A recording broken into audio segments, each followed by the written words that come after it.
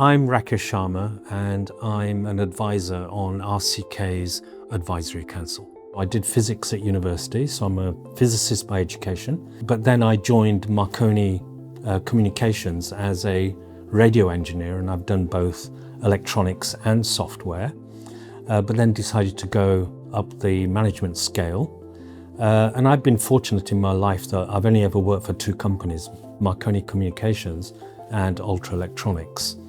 And at Ultra Electronics, I went up the management scale to marketing director, and then company MD, spent some time overseas, and eventually chief executive of Ultra.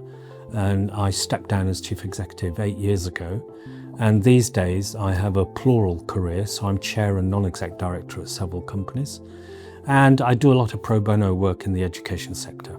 So what I personally bring to RCK is my life experiences. You actually learn more from your failures than you do from your successes.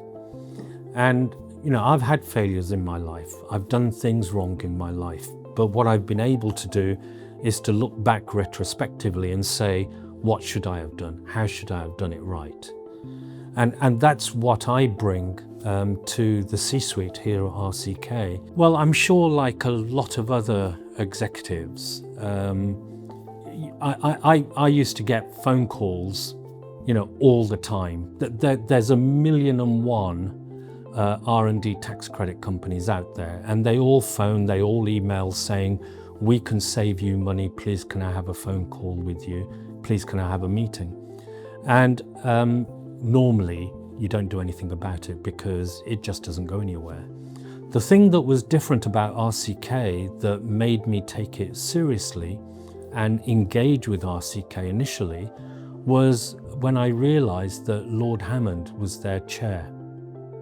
Now, I knew Lord Hammond when he was Secretary of State for Defence and had a lot of respect for him, and I knew that Lord Hammond wouldn't join a company as chair if they were fly-by-night cowboys. It had to be a serious company. So when Peter Roscoe called me, I took the meeting and he explained to me the business model that RCK had, and the fact that for a small number of hours initially, they would be able to tell me very, very quickly whether I was underclaiming or not on R&D tax credit with HMRC. So it was that level of seriousness and the business model that RCK had that made me go forward with them. And then I was fortunate enough that Peter turned around and asked me if I would join the advisory council.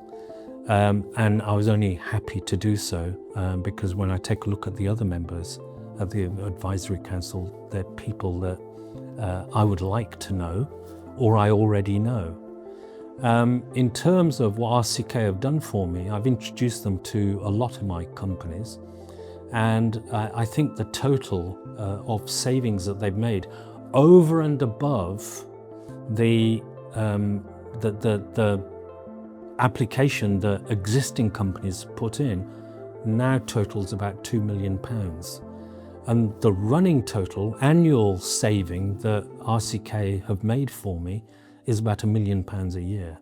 So you can't argue with that. Where RCK's approach struck a chord with me is that the people that would be dealing with my claim were not necessarily accountants. Because in the work that I do and my companies do, it's quite technical, and understanding what is R&D and what isn't R&D is quite critical. It isn't just a numbers game. It isn't just a case of adding up a load of cost codes and putting that on the application form. It's understanding what is claimable and having the credibility with HMRC that the case they put forward is accepted by HMRC, because nobody wants to have a long conversation with HMRC where the claim is being disputed, because that's just more and more time from people within the company. And it was the fact that people at RCK understood what we were doing and understood technology. Well, strategically, R&D tax credits support the innovation within a company. So it's not that R&D tax credits are strategic, but what they support is. Why would the government put in a scheme to give you R&D tax credits, especially when the tax take in this country is, not enough? So why would they do that? And the reason why they do that is that the government and people generally have recognized and accepted that R&D in a company keeps it at the forefront of whatever it is that they're doing, whether it's a product or whether it's a service. And if you're able to do R&D and you're getting tax credit from HMRC, it enables you to do more R&D. And the whole thing about innovation is that there's a risk of failure.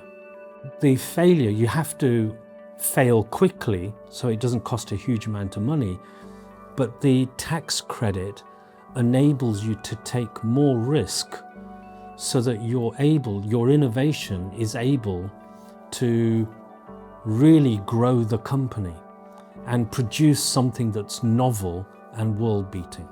So you have to allow people to fail, because they will only try new things if they know there are no consequences to failure.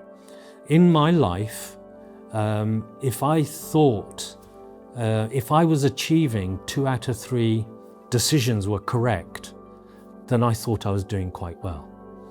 And that's because no one can be 100% right. But we have in this country, as corporates, we've developed cultures where people are afraid to fail. And chief executives need to be able to develop a culture where people are dying to try new things, trying out new ideas, and aren't afraid to fail because it's going to affect their career.